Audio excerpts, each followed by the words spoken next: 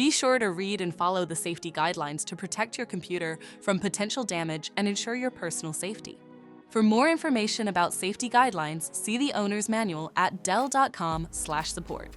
Before you begin, turn off the computer and disconnect all the attached peripherals. Before proceeding, ensure your computer is in service mode.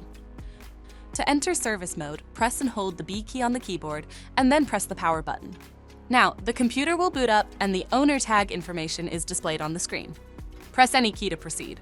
The computer will emit 3 short beeps and shut down, indicating it has entered the service mode. Loosen the captive screws holding the base cover in place.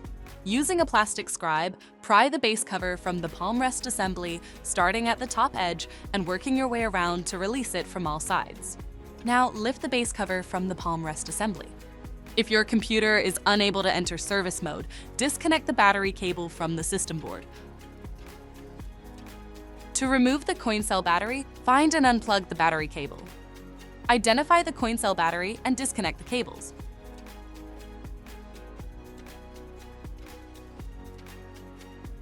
Lift the battery out of the system.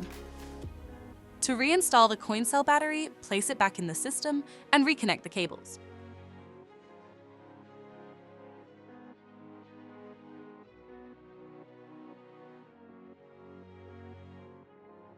If the battery cable was disconnected earlier, make sure to reconnect it to the system board. Next, align the base cover with the palm rest assembly and gently place it into position.